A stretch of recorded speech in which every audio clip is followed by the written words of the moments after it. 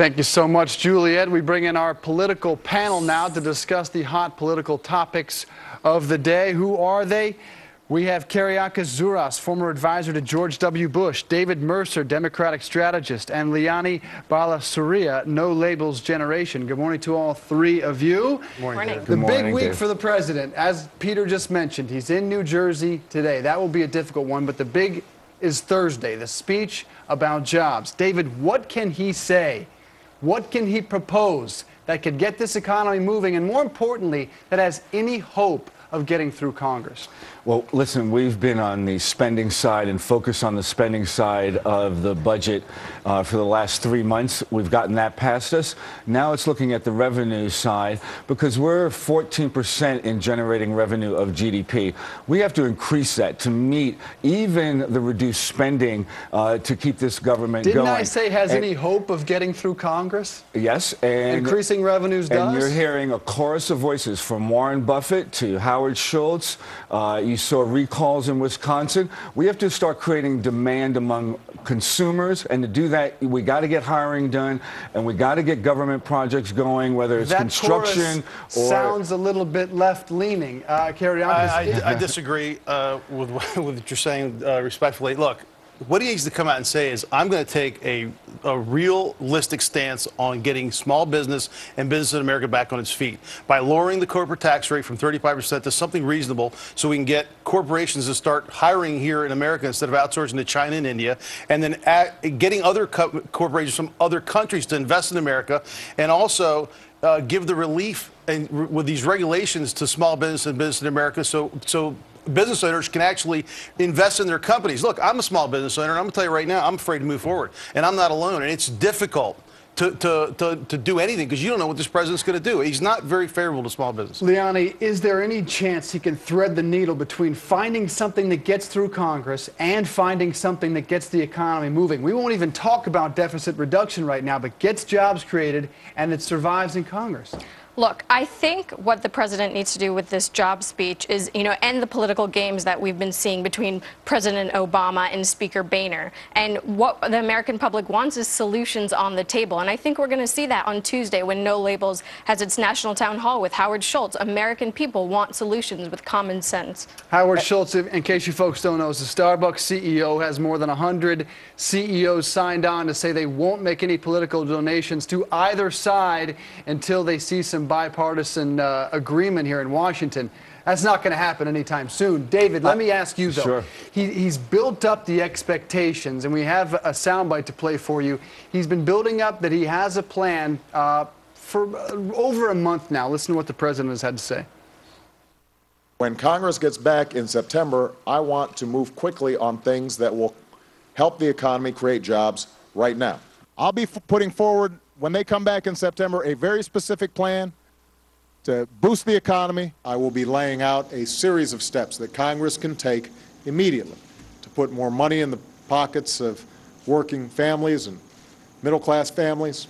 Now it seems, David, White House aides are tampering down on expectations, saying don't expect everything from this joint session of Congress speech, that he'll roll it out eventually as he travels across the country. He called a joint session of Congress. Why is he appearing to lower expectations? I don't think he's lowering expectations. We're going to see a realistic approach to solutions that Liani had just mentioned to addressing jobs. And that's going to be whether it's the infrastructure bank, whether it's getting trade agreements passed, which have a lot of job potential in creating with other countries, in addition to a 1% hiring increase for those government contractors that have contracts with the government and the privilege to do business with the government. You're going to see a lot of those specifics now on the line with a clear path. Now that we've gotten spending and all these other debates, now is to focus on the middle class and how do we get them working and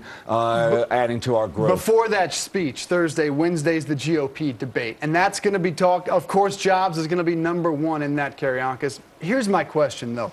Rick Perry, it'll be his first debate, not just in this race. It'll be his first debate of any kind in 19 months, according to local TV outlets in Texas. Do the other candidates take aim at Rick Perry, specifically Mitt Romney? I think he faces his Pawlenty moment when he has an opportunity to stand up to Rick Perry. Will he take it? Does he need to? He needs to, because he's been kind of, well, Perry jumps into the race, takes a double-digit lead. Romney's been very quiet, and he's been getting beat up at his, at his town meetings.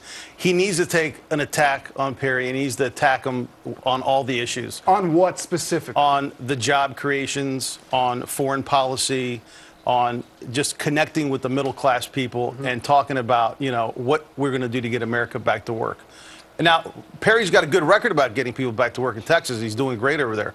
But I think foreign policy is going to be a big issue for Rick Perry. My assumption is Mitt Romney points out that Rick Perry, Liani, has been in elected office for more than 25 years, while Mitt Romney has that private experience. But how important is it for Mitt Romney, for Michelle Bachmann, to stand up and take on Rick Perry, not just talk about the president?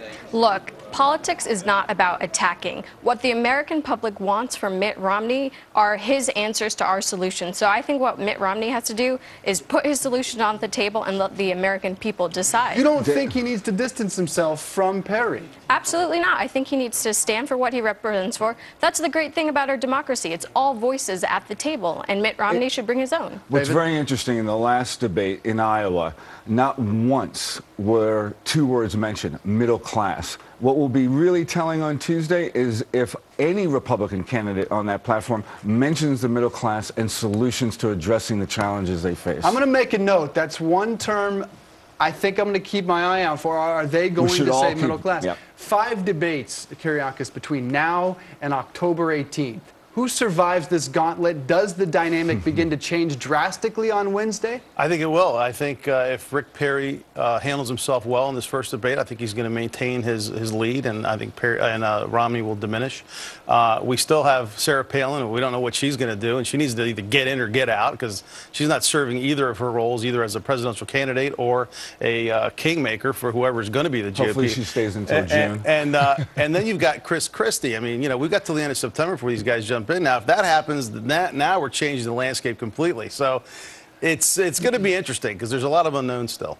I want to ask you real quickly about, you guys are co-sponsoring this Tuesday night town hall that you mentioned with Howard Schultz. What comes out of this? Does this change anything that 100 CEOs are not going to give to either side? Absolutely. Look, what we're saying with Mr. Schultz is that the business community is stepping up, and now we're looking for Washington.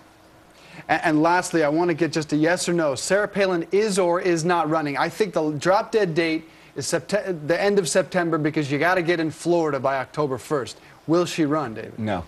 She's running. She's running. Liani? I'm going to look at her Twitter.